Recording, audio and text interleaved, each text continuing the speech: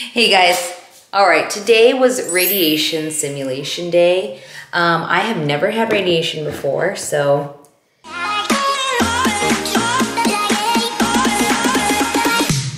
radiation simulation was I got to meet my doctor and her nurse, sign consents to agree to radiation treatment, and then go over all what to expect. So this is what they told me what to expect is with the skin, there are variations of how radiation will affect your skin. Basically minimal to some tanning of the skin, to redness, to peeling, and they will see me weekly. I'm doing 6 weeks of radiation. They'll see me weekly to manage those symptoms by prescribing aloe or creams or things as needed. So that was what they've told me. Long term, since I've had breast reconstruction done and I have an implant, is I could get hardening of the implant. Doesn't happen right away. It happens over time, usually a year after or longer after. So massaging can help.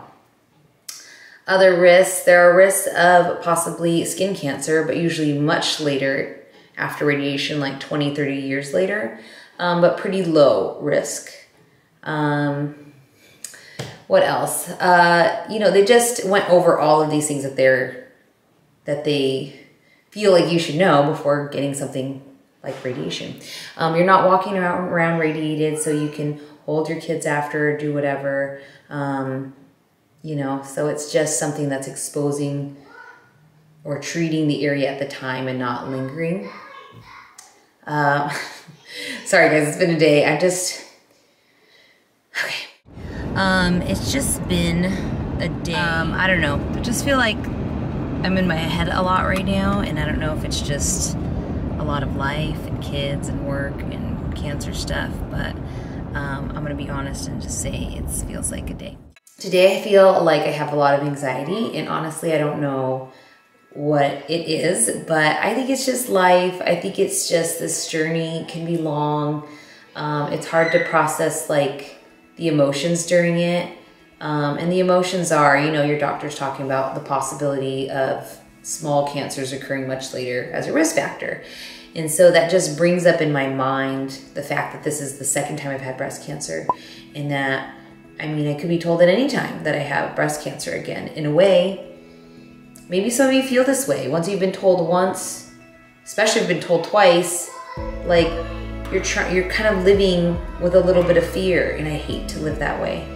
And that's where my head's at today, to be honest. So a lot of you have asked, how am I so positive? And I am. Day to day, I try to be very positive and just try to get through to the next thing, the next appointment. And that's where the hard part is.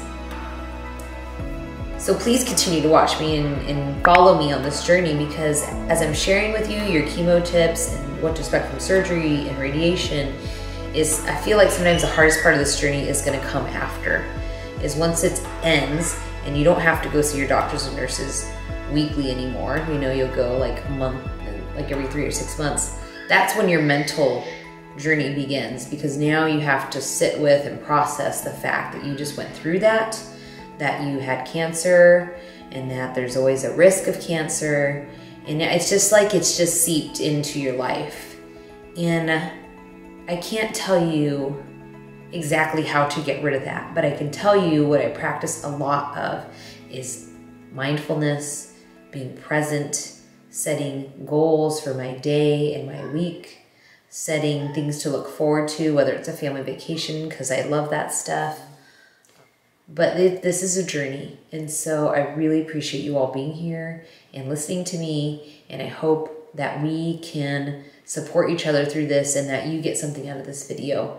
I want to give you hope and inspiration, because there's always hope. And just talking about it is I already feel better. So talk to your feelings with somebody close to you. Write it in a journal.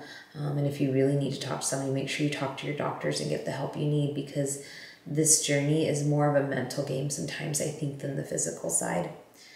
That being said, I want to show you a little bit of the markers they placed today. So today they marked me all up with permanent marker, and they put stickers on me that are meant to stay on there for most of this 6 weeks. If they start to peel or come off, they want to know immediately so they can put new ones. So I can take a shower, but I can't like scrub those areas. and they don't really want me submersed in water in those areas. So that's kind of a bummer because it's summer swim season in Arizona. So whatever, I'll figure it out. This is more important than swimming, right? Okay, so lumpectomy is here. It's healing pretty well. This is like 3.5 weeks after surgery. So that's what it's looking like right now. Okay, a little bit of dimpling where they remove some tissue. I need to keep massaging there. Okay, so anyways, they've marked here, a little bit on my breast here. They have marked here, and then even lower on me, they've marked here.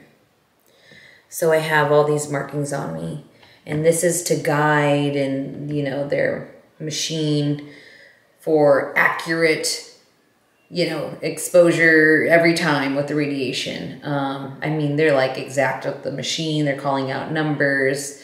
They're having you breathe in and hold your breath because they want to bring that area away from your heart as much as possible, so your heart and lungs get radiated the least amount possible. Even your ribs will get exposed somewhat. You're at a small chance of your ribs being weaker and fracturing more easily, but usually only to trauma. So that was another radiation risk factor. I think I've shared enough for this video. That's what's going on. That's a little bit of an update on me. Thank you for listening. Thank you for being here. Remember to subscribe, like this video, and I will see you guys in the next video. Bye.